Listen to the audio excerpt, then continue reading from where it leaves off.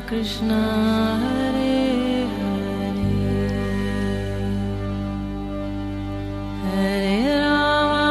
हरे राम राम राम हरे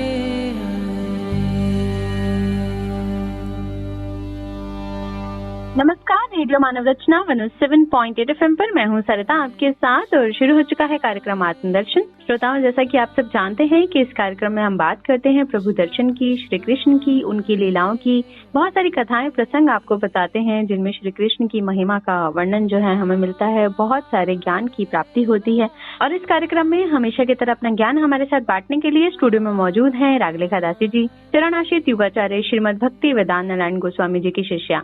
रागलेखा दासी जी, आपका स्वागत है हमारे स्टूडियो में। हरे कृष्ण।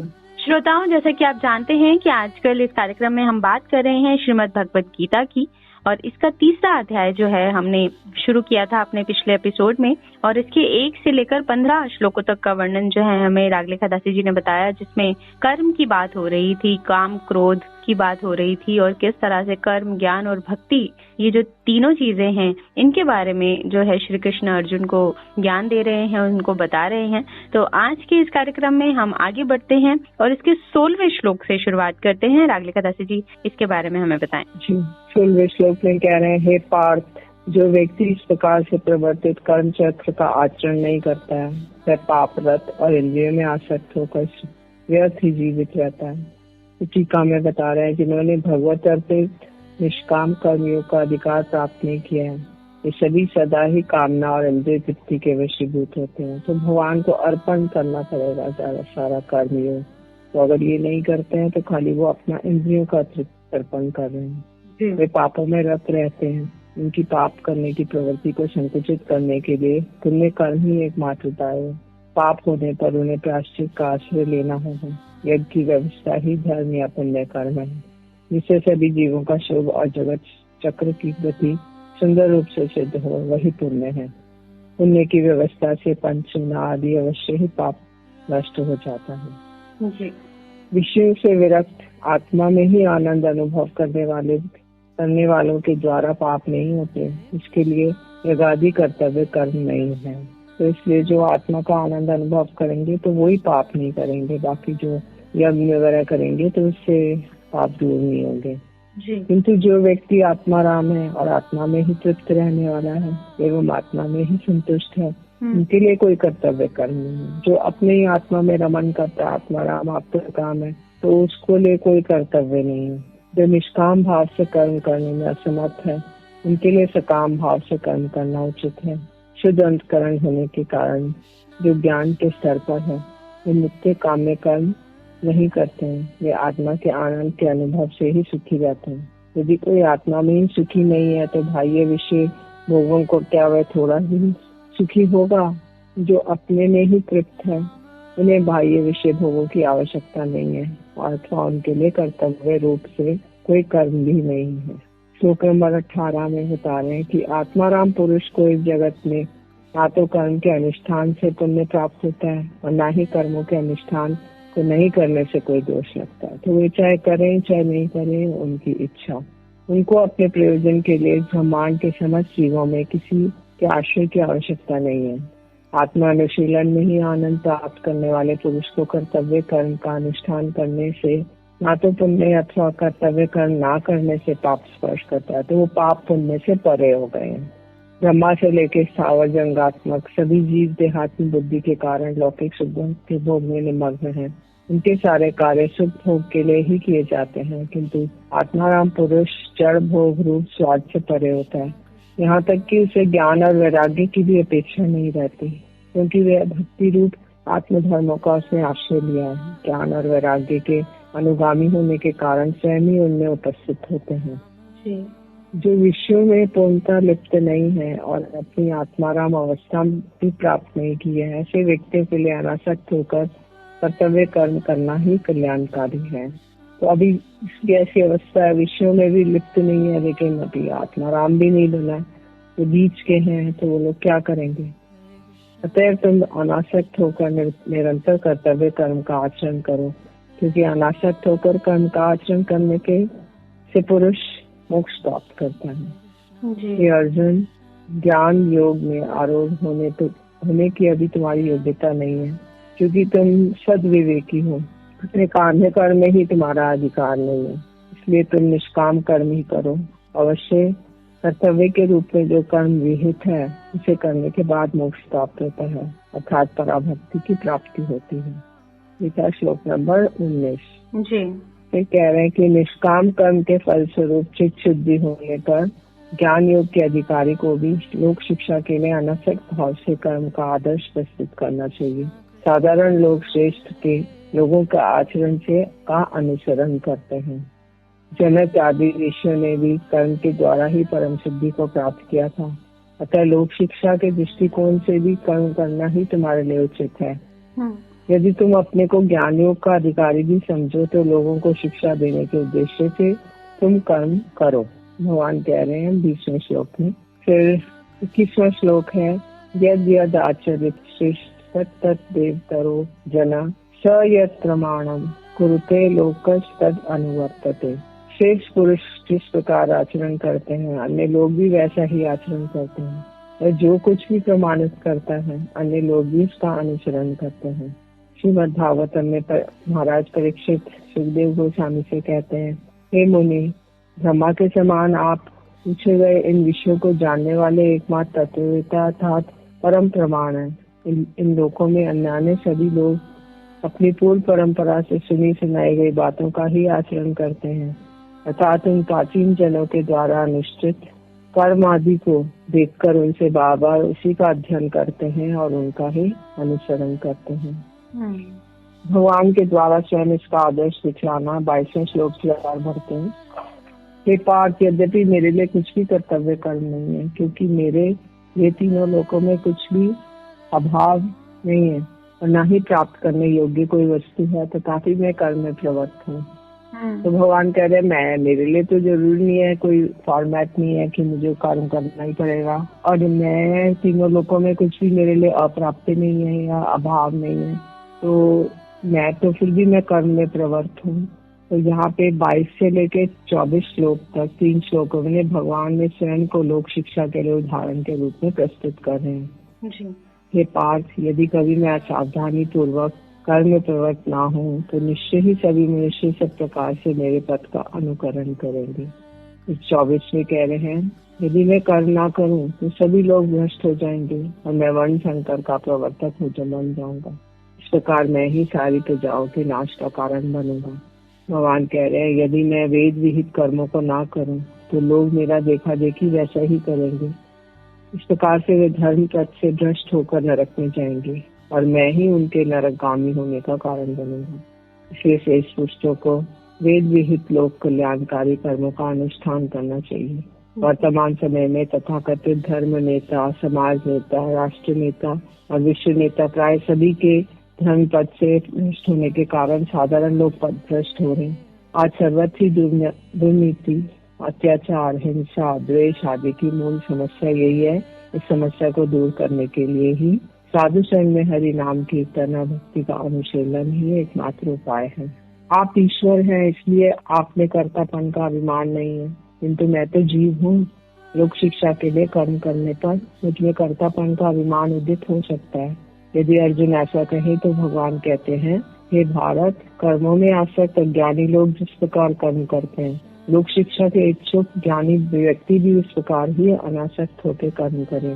25वां श्लोक में कह रहे हैं, अज्ञानी व्यक्ति कर्म और कर्म फल में आसक्त होकर कर्म करते हैं, किंतु तत्विद पुरुष अनासक्त होकर कर्म करते हैं। इन दोनों के कर्मों में बाह्य स्वरूप एक होने पर भी उनमें आकाश पाताल का भेद है, क्योंकि उनमें आसक्ति और अनासक्ति संबंधी निष्ठा का भेद होता है। तो जो बाहर से लगता है कि ये भी कर्म कर रहे हैं, वो भी कर्म कर रहे हैं, किंतु जो तत्विद पुरुष है वो आसक्ति नहीं रखते उस कर्म, और जो अन्य लोग हैं जो अज्ञानी व्यक्ति हैं वो लोग आसक्ति रखते कर्म में। तो ये बहुत बड़ा भेद है। जी बिल्कुल, आसक्त होकर कर्तव्य कर्म करने का जो ज्ञान है वो श्री कृष्ण दे रहे हैं अर्जुन को। तो श्रोताओं, आगे और भी श्लोकों का वर्णन हम जानेंगे रागले खदासी जी से, लेकिन एक छोटे से ब्रेक के बाद सुनते हैं एक प्यारा सा भजन, फिर लौट कर आते हैं। आप जुड़े रहिए रेडियो मानव रचना 107.8 FM के साथ कार्यक्रम आत्मदर्शन में। Feel good, feel live.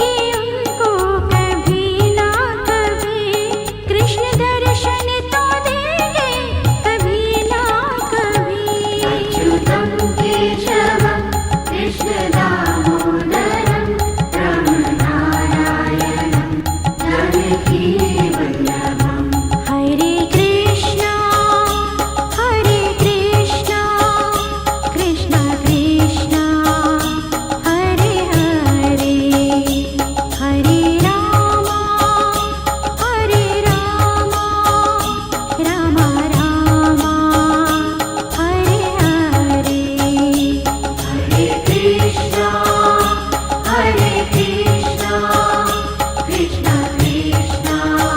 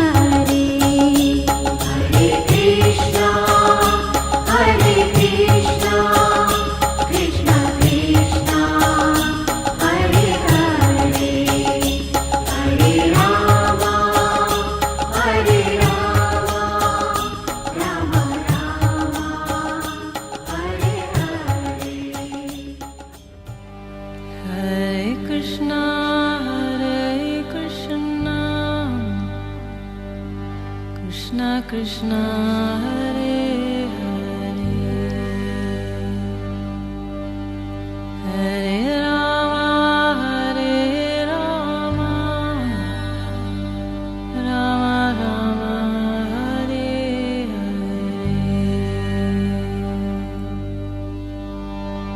स्वागत है आप सभी का एक बार फिर रेडियो मानव रचना 107.8 पर। मैं हूं सरिता आपके साथ और कार्यक्रम आप सुन रहे हैं आत्मदर्शन, जिसमें आज राग लिखदासी जी से हम जान रहे हैं श्रीमद् भगवत गीता के 3वें अध्याय के बारे में। और इसमें भी बहुत सारे श्लोकों का वर्णन है। श्री कृष्ण अर्जुन को उपदेश दे रहे हैं कर्म करने के लिए, आसक्त होकर कर्तव्य कर्म करने की प्रेरणा, शिक्षा, ज्ञान जो है वो श्री कृष्ण अर्जुन को देना चाह रहे हैं यहाँ पर। और आगे बढ़ते हैं इसके अगले श्लोक की तरफ और जानते हैं कि आगे किस प्रकार का ज्ञान उन्होंने दिया। जी आगे 26वें श्लोक में कह रहा है, ये श्लोक ज्ञान योग के उपदेशकों को लक्ष्य करके कहा गया है, भक्ति योग के उपदेशकों के लिए नहीं है।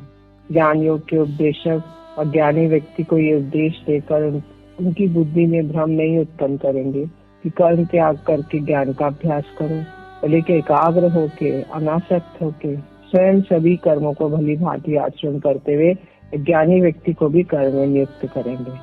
कर्म का उद्देश्य उस ज्ञान की प्राप्ति से है जो ज्ञान मुक्ति की ओर ले जाता है। जो इस तथ्य को नहीं जानते हैं वे ज्ञानी हैं। इस अज्ञान के कारण जिनकी कर्म में आसक्ति होती है वही कर्म संगी कहलाते हैं। ज्ञानी लोग ऐसे कर्म संगियों को शास्त्र विहित कर्मों में नियुक्त करेंगे, क्योंकि अज्ञानियों की बुद्धि को विचलित करने से कर्म के प्रति उनकी श्रद्धा नष्ट हो जाएगी। ऐसी स्थिति में उनके हृदय में ज्ञान का भी उदय संभव नहीं हो सकेगा। इसी प्रकार वे कर्म और ज्ञान दोनों से भ्रष्ट हो जाएंगे। किंतु भक्ति के उपदेश में ये बात ठीक नहीं है, क्योंकि शास्त्र के अनुसार भक्ति का उपदेश सभी अवस्थाओं में सभी के लिए कल्याणकारी है। इसलिए भक्ति उपदेशक सभी को भक्ति का उपदेश करके कृतार्थ करेंगे। इसलिए श्लोक में योजयेत सर्वकर्माणि ज्ञान का उपदेश देने वालों के लिए ही समझना चाहिए, भक्ति उपदेशकों के लिए नहीं समझना चाहिए। श्लोक नंबर 27-28 एक साथ ले रहे हैं। अज्ञानी और विद्वान के कर्म में समानता होने पर भी कर्तापन में भेद। सभी प्रकार के कर्म प्रकृति के गुणों के द्वारा किए जाते हैं, परंतु अहंकार से मोहित चित्त वाला अज्ञानी व्यक्ति ऐसा मान लेता है मैं करता हूँ। तो अहंकार में से मोहित है तो वो सोचता है कि मैं ही करता हूँ, मैंने ही किया है। ये महाबाहु अर्जुन, जो ये जानता है कि आत्मा गुण और कर्म से पृथक है, वह तत्विक व्यक्ति कर्तापन का अभिमान नहीं करता, क्योंकि वह ऐसा मानता है कि इंद्रियां तो अपने अपने विषयों में रत हैं, किंतु उनसे पृथक है। प्रश्न हो सकता है कि यदि विद्वान को भी कर्म करना पड़ता है तो विद्वान और अज्ञानी में अंतर क्या है? ऐसी आशंका इन 2 श्लोकों के द्वारा इसका अंतर दिखाया जा रहा है। अज्ञानी व्यक्ति प्रकृति के गुणों के द्वारा कार्यशील इंद्रियों के द्वारा किए जा रहे सभी कर्मों को स्वयं के द्वारा किया हुआ मानते हैं। जो तत्वविद है, जो तत्व को जानते हैं, वो गुण कर्म के विभाग के तत्व को जानते हैं। उनमें से गुण के 3 विभाग हैं, सत्व, रज, तम।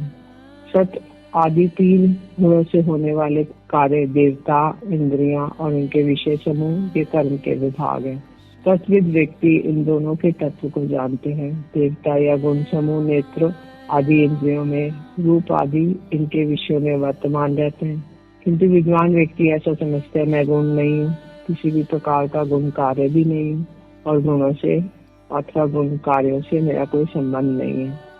ऐसा समझकर विद्वान व्यक्ति इसमें आसक्त नहीं होते हैं। तो उनको पता है कि सत्व स्तंभ क्या है और वो उनका कोई कार्य भी जानते हैं कि ये सत्व स्तंभ के होने के द्वारा किए गए कार्य हैं और ये सब वो जानते हैं, इसलिए वो तत्वविद कहलाते हैं। जी जी। 29वां श्लोक कह रहा है कि प्राकृत गुणों में आवेश पुरुष विषयों में आसक्त होते हैं। जो सर्वज्ञ हैं वे उस अज्ञानी और मंद बुद्धि वाले व्यक्तियों को विचलित नहीं करेंगे। यदि प्रश्न हो कि अच्छा, यदि जीव समूह गुणों और गुण कार्यों से पृथक संबंध रहित है, तब उन्हें विषयों में क्यों आसक्त देखा जाता है? तो इसके समाधान के लिए श्री भगवान कहते हैं वे प्रकृति के गुणों में सम्मोह होते हैं, अर्थात गुणों के आवेश के कारण सम्मोह को प्राप्त होते हैं। इस प्रकार भूतग्रस्त मनुष्य अपने को भूत ही मानता है, उसी प्रकार प्रकृति के गुणों से आवेश गण अपने को गुण समझते हैं, इसलिए वे गुण कर्म और गुण कार्य के विषय में आसक्त होते हैं। सर्वज्ञ व्यक्ति उस मती व्यक्ति को विचलित नहीं करेंगे। अर्थात सर्वज्ञ व्यक्ति इस विचार को ग्रहण करवाने की चेष्टा नहीं करेंगे कि तुम गुणों से पृथक एक जीव हो, गुण नहीं हो, पर उनमें से गुणों को आवेश को दूर करने वाले निष्काम कर्म ही करवाएंगे। यदि भूत से आवेश व्यक्ति को ये सैकड़ों बार भी बताया गया कि तुम भूत नहीं हो, तुम मनुष्य हो, तथापि वे स्वस्थ नहीं होता है, तो एक मंत्र रूपी औषधि के प्रयोग से ही उसका भूत आवेश दूर होता है। जी। ये 29वां श्लोक था और 30वें श्लोक के और बढ़ रहे हैं। भगवान के मत के अनुसार निष्काम कर्म करने वाले के कर्म बंधन से मुक्ति किंतु इस मत में नहीं मानने वाले का सभी प्रकार से पतन। आत्मनिश्चित से सभी कर्म मुझे समर्पित करते हुए निष्काम ममता शून्य और शोक रहित होकर युद्ध करो। भगवान श्री कृष्ण अर्जुन को लक्ष्य कर सर्वसाधारण के लिए उपदेश दे रहे हैं कि कर्तापन का अहंकार और फल के कामना से रहित होकर विहित कर्मों का आचरण करना चाहिए। यहाँ कर्म का तात्पर्य लौकिक और वैदिक सभी प्रकार के कर्मों से है। सभी विषयों में अर्थात देह, ग्रह, पत्र, पत्नी, भ्राता आदि के विषयों में ममता शून्य होकर कर्मों का आचरण करना चाहिए। ये नहीं मानना चाहिए ये मेरे हैं, मेरा देह है, मेरा घर है, मेरा पुत्र, मेरे पत्नी, मेरा भाई। यहाँ अर्जुन को युद्ध करो कहने का तात्पर्य है कि सभी को अपने कर्तव्य के कर्मों को करना चाहिए। जी बिल्कुल, बहुत ही सुंदर संदेश ज्ञान जो है श्री कृष्ण अर्जुन को दे रहे हैं कि निष्काम भाव से कर्म करना है, कर्म बंधन से मुक्ति के लिए, और सभी प्रकार के कर्म करने हैं बिना किसी बात को सोचते हुए, बिना किसी फल की इच्छा रखते हुए, जो जिसके साथ जैसा संबंध है बस अपने कर्म करते जाना है, लेकिन उसमें निष्काम भावना होनी चाहिए। तो ऐसा संदेश जो है इस तीसरे अध्याय में अर्पित कर्म और कर्म के ऊपर ही जो है श्री कृष्ण अर्जुन को इस पूरे अध्याय में उपदेश दे रहे हैं। तो आज इसके 30 श्लोकों तक हमने जान लिया है रागलेखा दासी जी से वर्णन। आगे इसके और भी श्लोक हैं और जानेंगे वो हम, लेकिन अपने अगले एपिसोड में, क्योंकि वक्त हुआ है आपसे इजाजत लेने का। तो आज के लिए बस इतना ही। रागलेखा दासी जी आपका बहुत बहुत शुक्रिया हमारे स्टूडियो में आने के लिए। हरे कृष्ण। तो श्रोताओं, अभी के लिए हमें दीजिए इजाजत और सुनते रहिए रेडियो मानव रचना 107.8 पर आने वाले अन्य कार्यक्रमों को भी। Feel good, feel live.